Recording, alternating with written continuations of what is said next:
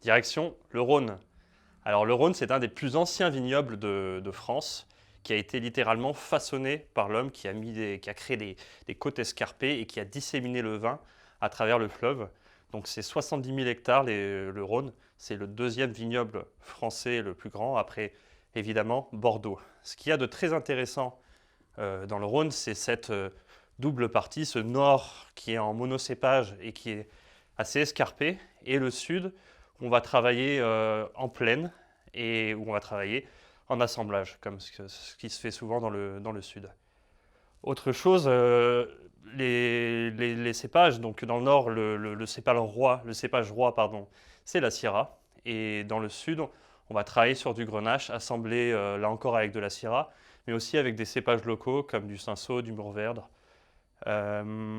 Enfin, le réchauffement climatique est un vrai fléau pour les vins du Sud et les vins du Rhône. On a un risque de sécheresse qui est assez augmenté, mais ça va aussi jouer et impacter le taux d'alcool du vin et l'acidité qui est en baisse dans les vins du Rhône. Donc maintenant, on va parler du domaine de Michel et Stéphane Auger.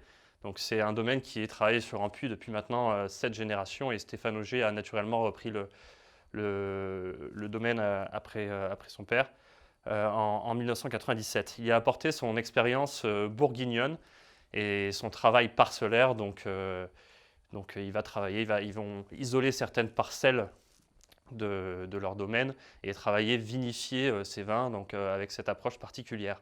C'est 27 hectares de vignes, le domaine de Michel et Stéphane Augier.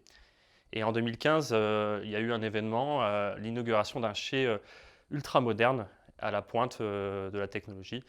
Et les secrets de fabrication des vins de Michel et de Stéphane Augier, c'est leur approche de culture raisonnée, donc le respect de l'environnement, de la santé humaine, mais aussi une fermentation qui est naturelle et une macération courte des raisins. C'est des vins qui sont assez reconnus et qui ont obtenu de très très bonnes notes. On est monté jusqu'à 100 sur 100 dans le classement du renommé Robert Parker. On enchaîne avec la dégustation.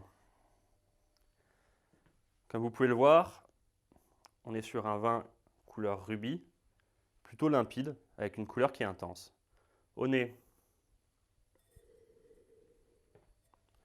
on a les fruits rouges et les fruits noirs, donc caractéristiques des cépages de la Syrah et du Grenache. On a aussi des épices. C'est assez intense.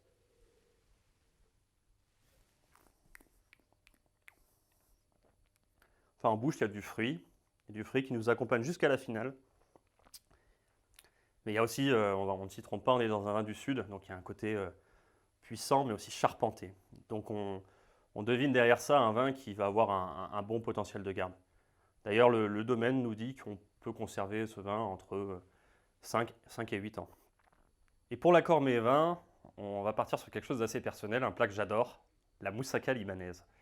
Alors la moussaka libanaise, c'est une moussaka avec des pois chiches, en quelque sorte, qui se mangent tiède ou froide. C'est un plat d'été.